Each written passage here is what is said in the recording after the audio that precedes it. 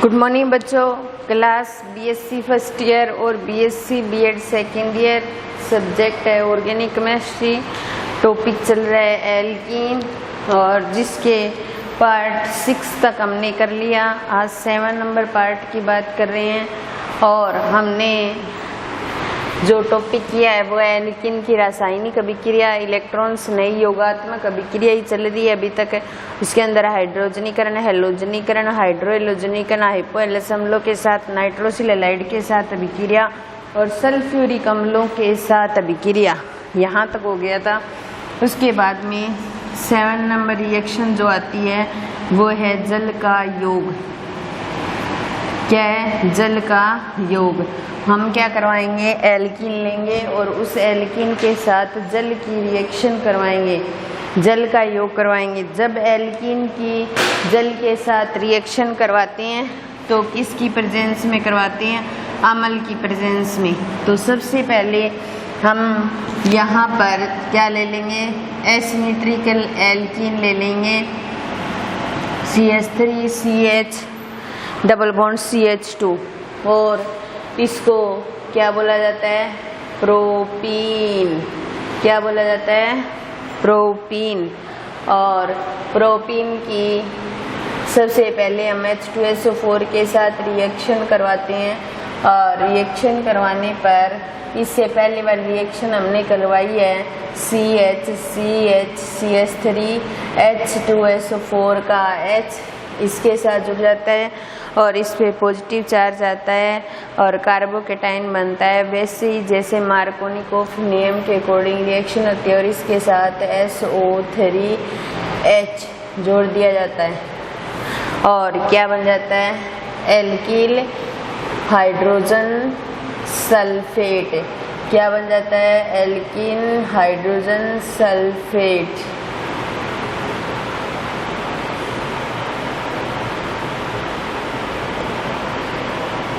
Alkyl hydrogen sulphate.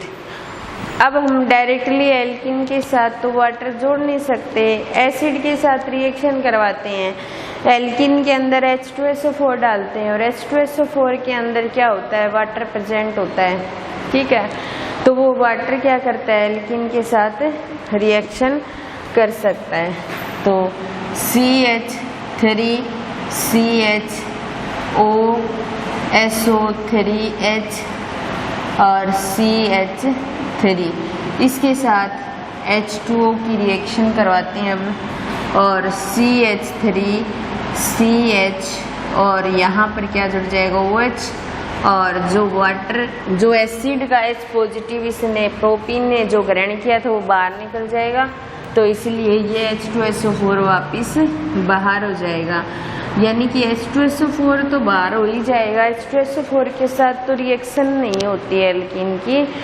किसके साथ होती है? वाटर के साथ। क्यों? क्योंकि पहले H2SO4 रिएक्शन करके एल्किल हाइड्रोजन सल्फेट बना तो देता है, लेकिन जैसे ही इसके अंदर वाटर डाला जाता है तो वो किस में चेंज हो जाता है? एल्कोहल में। और प्रोपेन है इसलिए क्या बन जाएगा? 2-प्रोपेनोल। क्या बन जाएगा? 2-प्रोपेनोल। ठीक है, इसका मैकेनिज्म देखते हैं अपने।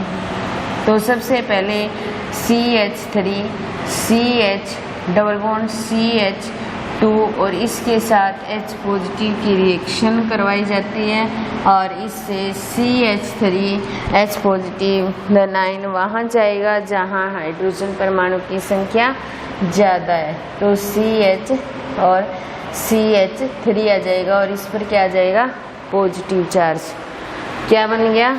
Secondary carbocation. क्या बन गया? Secondary carbocation.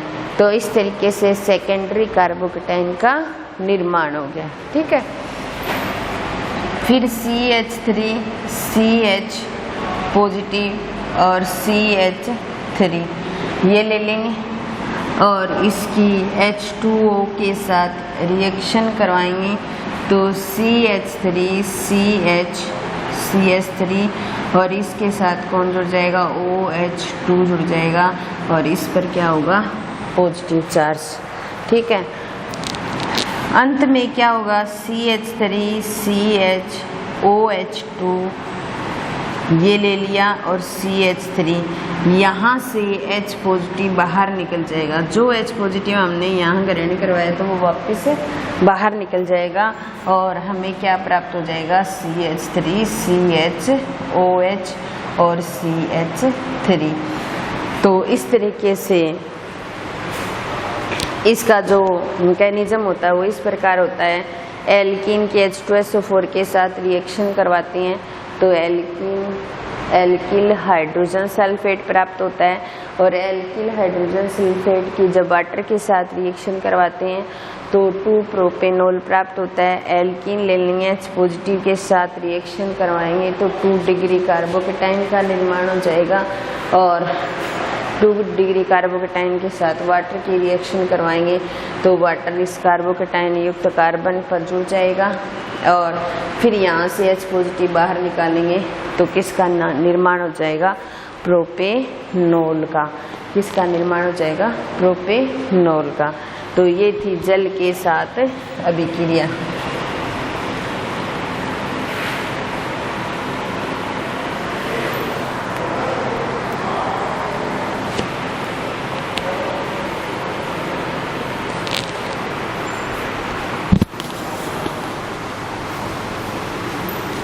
उसके पश्चात आती है एल्कीन के साथ अभिक्रिया।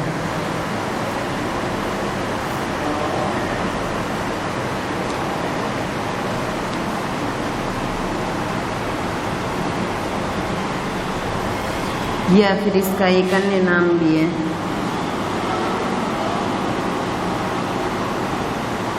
एल्कलीकरण। क्या नाम है, एल्कलीकरण।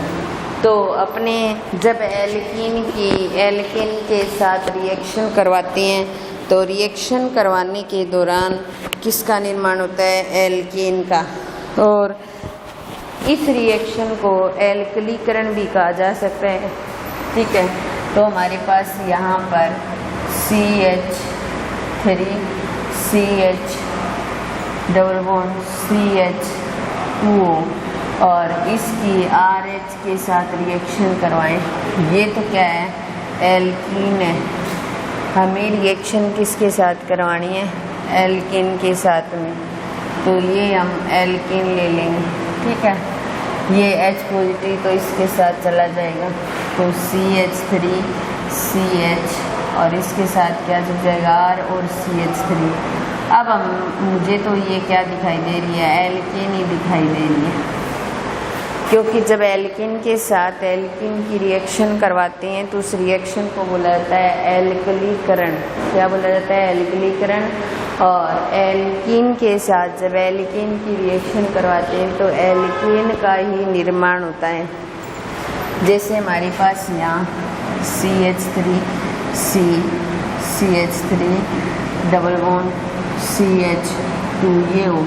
ठीक है, और इसके साथ CH3 और CH3 और CH3 और H के साथ रिएक्शन करवाई जाए तो ये H कहाँ चला जाएगा, ये कार्बन इसके साथ जुड़ जाएगा तो ये बन जाएगी CH3C और CH3 और ये इसके साथ जुड़ेगा और ये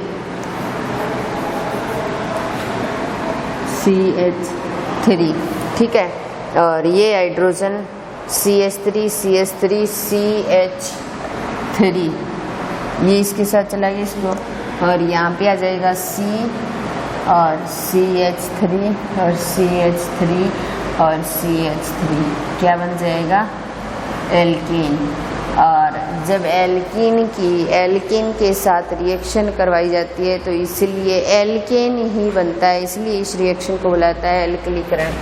तो मैकेनिज्म के अकॉर्डिंग देखें तो हम ऐसे देख सकते हैं, हमारे पास CH3C और CH3 डबल बॉन्ड CH2 होता है और H पॉजिटिव के साथ रिएक्शन करवाएं सबसे पहले तो दनाइन कहाँ जाएगा, जहाँ हाइड्रोजन परमाणु की संख्या ज़्यादा है।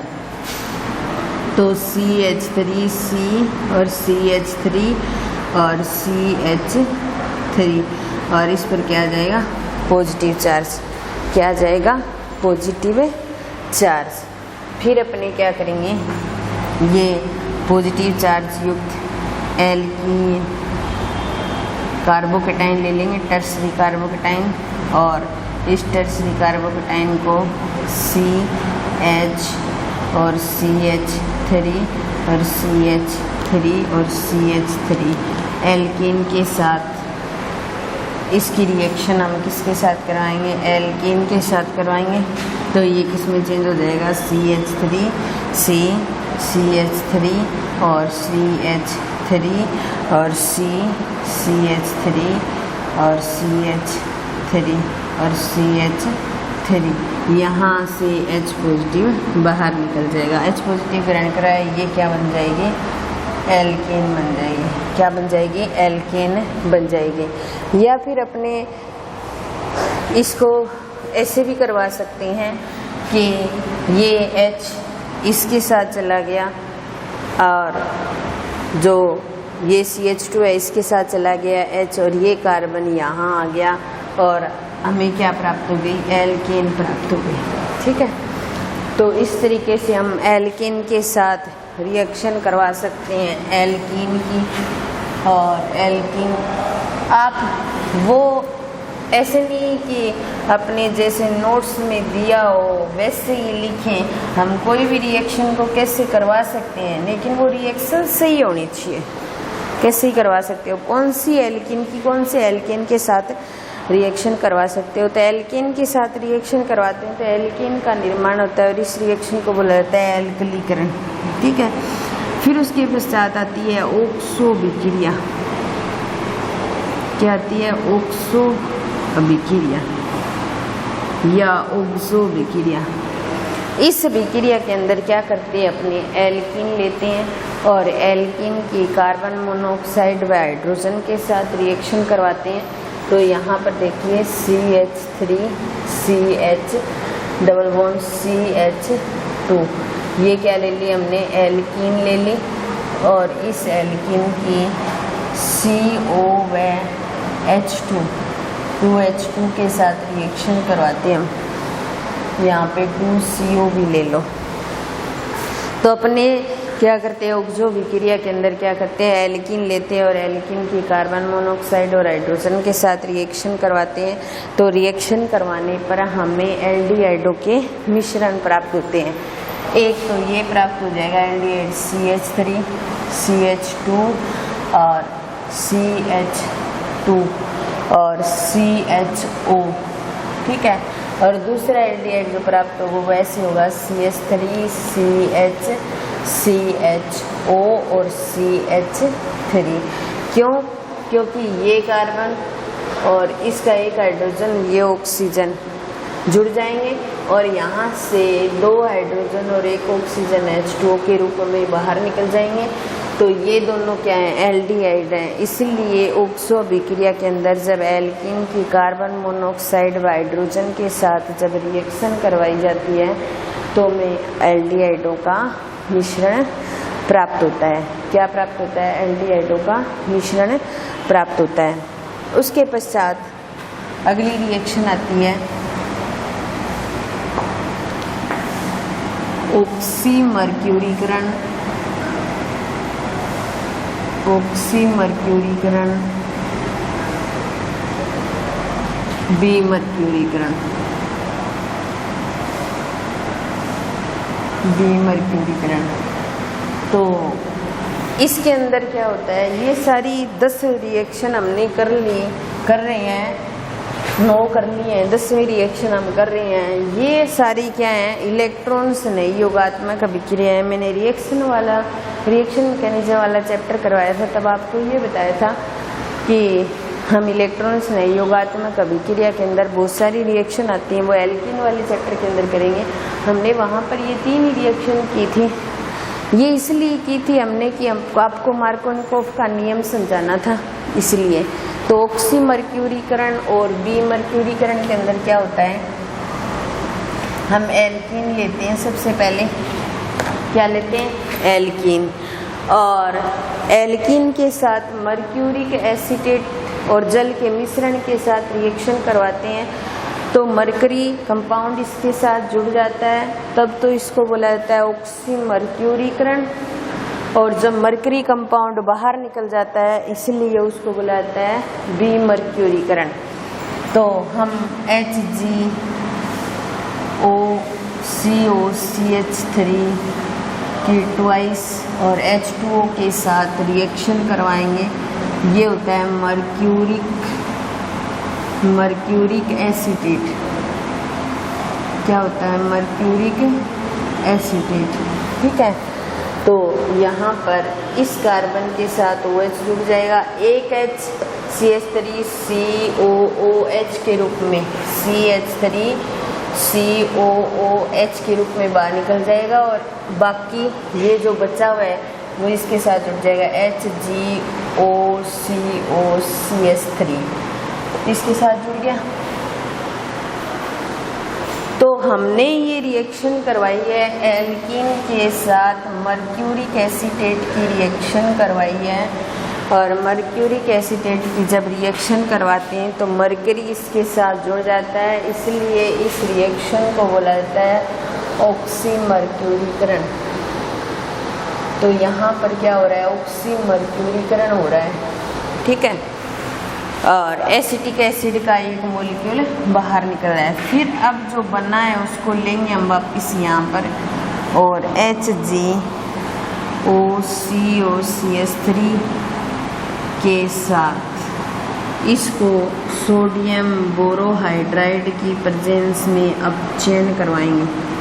इसका क्या करवाएंगे? सोडियम बोरोहाइड्राइड की उपस्थिति में अपचयन करवाएंगे।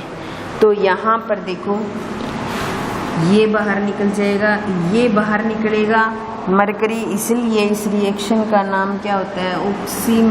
विमर्क्यूरीकरण। विमर्क्यूरीकरण का मतलब मरकरी का बाहर निकलना, ऑक्सीमर्क्यूरीकरण का मतलब मरकरी का जुड़ना। तो इस प्रकार COH यहाँ से एक हाइड्रोजन इसके साथ चला जाएगा, तो ये तो हमें क्या प्राप्त हो गया? एल्कोहल प्राप्त हो गया। ठीक है, और यहाँ से Hg बाहर निकल जाएगा और CH3COO के साथ Na जुड़ जाएगा और BH3 बाहर निकल जाएगा। अब देखिए थोड़ा सा दोबारा समझ लो, रिएक्शन बड़ी है और बढ़िया भी है, इंपॉर्टेंट भी है। एल्कीन की मर्क्यूरिक एसीटेट के साथ रिएक्शन करवाते हैं हम तो, और वाटर के मिक्सचर के साथ में रिएक्शन का नाम है ऑक्सीमर्क्यूरीकरण। तो यहाँ पर क्या हो रहा है? मरकरी इसके साथ जुड़ रहा है, इसलिए ऑक्सीमर्क्यूरीकरण बोलते हैं। अपने एक हाइड्रोजन बाहर निकलेगा CH3COOH के रूप में, यहाँ आ गया। बाकी ऐसे कैसे इसके साथ जोड़ देंगे और वाटर में से OH जुड़ जाएगा इसके साथ में। ठीक है, फिर जो बना है उसको वापस लेंगे। अब हम मरकरी को बाहर निकालेंगे, इसलिए इस रिएक्शन का नाम क्या हो गया? विमर्क्यूरीकरण। सोडियम बोरोहाइड्राइड की उपस्थिति में अपचयन करवाएंगे। OH इसके साथ जुड़ा हुआ है, सोडियम बोरोहाइड्राइड में से एक H इसके साथ जुड़ जाएगा और ये बाहर निकल जाएगा Hg2 पॉजिटिव के रूप में, और CH3COO के साथ क्या जुड़ जाएगा? Na। तो ये CH3CONA हो जाएगा और सोडियम बोरोहाइड्राइड में से BH3 बाहर निकल जाएगी। और बोरोन जो होता है वो 3 ही बॉन्ड बना सकता है, इसलिए BH3 की फॉर्म में बाहर निकल गया और हमें क्या प्राप्त हो गया? एल्कोहल प्राप्त हो गया। क्या प्राप्त हो गया? एल्कोहल। तो इस तरीके से ये रिएक्शन 10 रिएक्शन थी हमारी एल्कीन के साथ रासायनिक अभिक्रिया। हम यही समाप्त करते हैं आज की क्लास। अभी रिएक्शन कंप्लीट नहीं हुई है। धन्यवाद।